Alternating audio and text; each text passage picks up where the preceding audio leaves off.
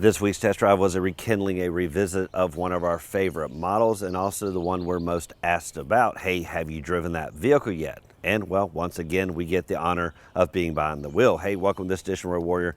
I'm your host, Grant Roberson. Now behind me is the 2021 Kia Telluride, and for this model year, they're not huge enhancements, but at least a nice drastic change there on the outside. Kia states there's only been minor changes for 2021, though I'd argue one of them is quite drastic, and you see it here with the Nightfall appearance package, really darkening everything up at the four corners, all the different accents. This particular model coming in the gravity gray, though there are 8 color choices, one of them being snow white pearl. That truly would give you that drastic contrast versus this more subdued approach.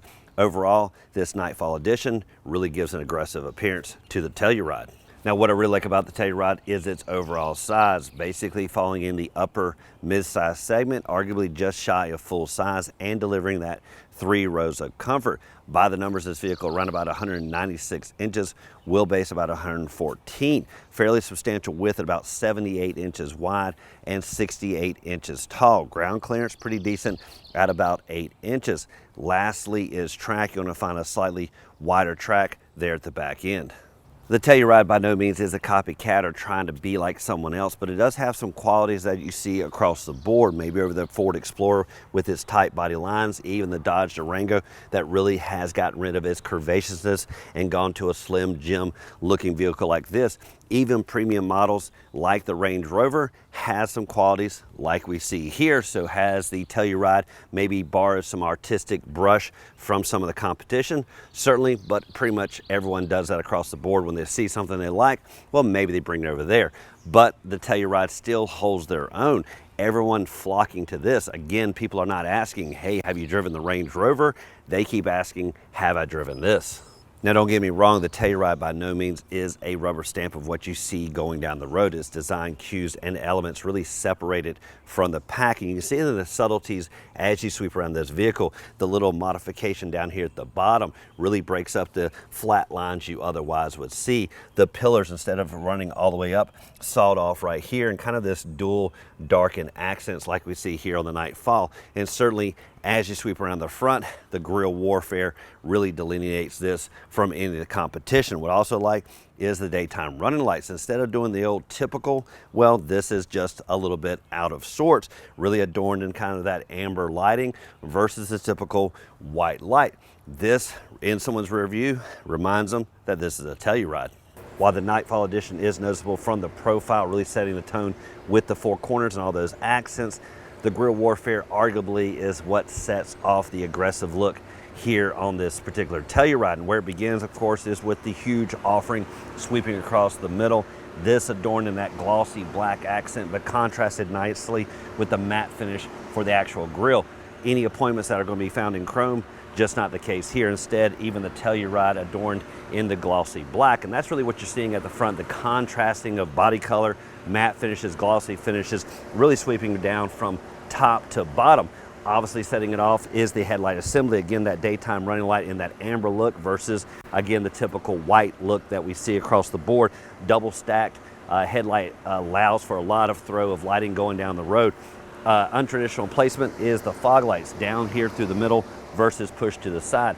That does allow for this airflow venting out on the outer pocket, basically redirecting the airflow where it needs to go. Sweep around to the business end of things. Design cues continue back here with the glossy black and matte finishes, body color all the way around. Nice design element with the waterfall look to the rear taillights. If you're looking for a chrome, well, look at the dual exhaust there at the back end. Now, when it comes to safety, you've got backup camera, front camera, and side cameras, as well as back and front sensors. Lastly is what's going on back here, really, when it comes to cargo. Now, many occasions when I came up to this vehicle, had tons of items in my hand, and you hear that audible beep, and what that's letting you know is that the vehicle knows I'm here, and it's going to rise to the occasion, pretty much allowing me to basically go hands-free. Once it gets up out of the way, you're going to notice pretty decent cargo. First off, behind the third row, around about 21 cubic feet. As you lay the third row flat, it's going to go around to about 46 cubic feet. all in about 87 cubic feet. Also like the layout here, dual captain chairs in the front and second row with 3 across here for the back, giving you about 7 positions here in this particular model. You can go all in with 8 passenger comfort. Now for the 8 passenger, that means there's going to be a bench styling there in the second row, and I like this particular layout mainly because anyone that takes the nosebleed section will have that middle aisle to stretch their legs out. Gives a little bit extra comfort overall. As for switching this to cargo, you got kind of a 70-30 split back here. Also have buttons over here on the side that will tumble the second row, allow you to put all the cargo in without having to go around and maneuver those seats. As for laying the third row flat, just simply pull the corresponding handle. That will tuck the headrest down.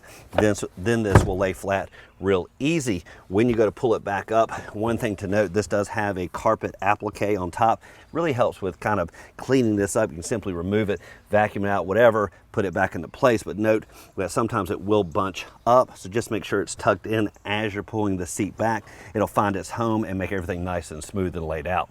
As this lowers down, there is some towing capability on this vehicle, and I actually did hook this up to a trailer, fairly substantial, about 14 feet long, double axle, flat cargo trailer. Didn't put a lot on it, but this vehicle has some decent towing capabilities, around about 5,000 pounds. One improvement for 2021 is the wiring harness. Instead of being the 4, it is the 7-pin system. The Nightfall Edition may have turned heads on the outside, but the wow factor awaited when they got inside and saw all the premium-esque qualities that came on this vehicle. Something that came as a shock as people saw the Kia emblem on the front.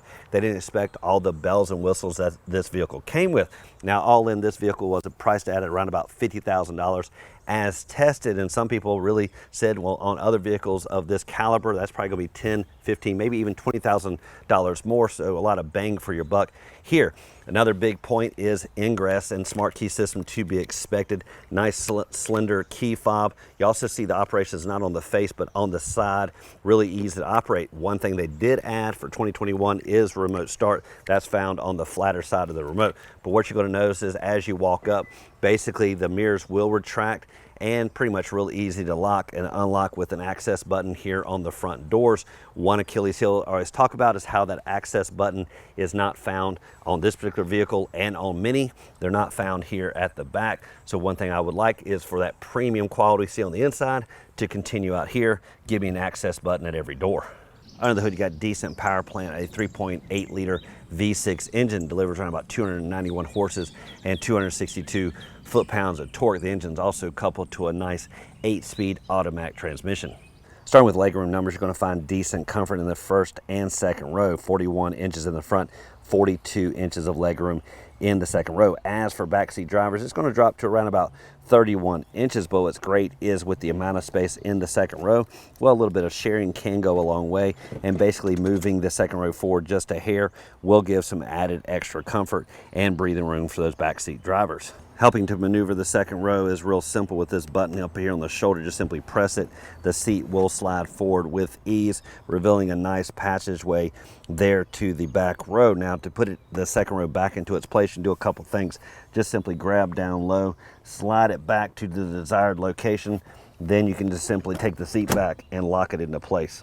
In the heat of the summer, you want to keep the sun out and the cool in, and one thing that's going to help with that is sun shades, and you'll find that here on the Telluride. Basically lock it into place in one fell swoop. You also notice the huge amount of glass really makes for almost a greenhouse effect, so these sunshades help keep things cooler on the inside.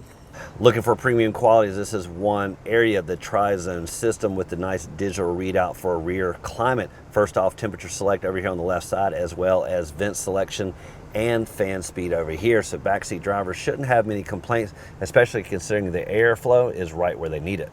Charging things up is probably the next big complaint, and you're going to find plenty of opportunities to connect your devices. First off, behind the center console, traditional car outlet as well as a household outlet over here on the right side. But look a little bit closer and you'll find also USB connections on the passenger side as well as the driver's side seat. Not so much on 100-degree days, but on milder days in the spring and the fall, you may want to get a little bit of airflow coming through, and you do that in the form of the nice sunroof position which above the front occupants. But here on this Telluride, where you're going to find another one for the backseat drivers. More climate control options we found for second row occupants in the form of heated and cooled seats for the captain's chairs. Premium sound can be found in this particular model, as well as this nice oversized touchscreen system. As you see, it's a split overall view, giving you navigation, entertainment, and temperature readout. If you want to go full screen, anything, just simply tap it. Now, arguably, this screen is kind of an arm stretch away, as well as the selector knobs, both for volume and tune select. So they are kind of an arm stretch. In some cases, you may want to let the co-pilot manage the tuning select for your various radio enjoyment. Just below the infotainment system, you're going to find shortcuts for various functionality, as well as climate control just below. Everything nice and symmetric with temperature selector knobs on either side, fan speed in the form of the buttons, as well as mode control. Now, what I also like is pressing this button here for the rear control, brings it up on the display up here, allowing you to know exactly what's going on. So if you have smaller children, you can control what's going on, or if the occupant forgets to turn it off, well, you can just simply press right there and it quiets the back area climate.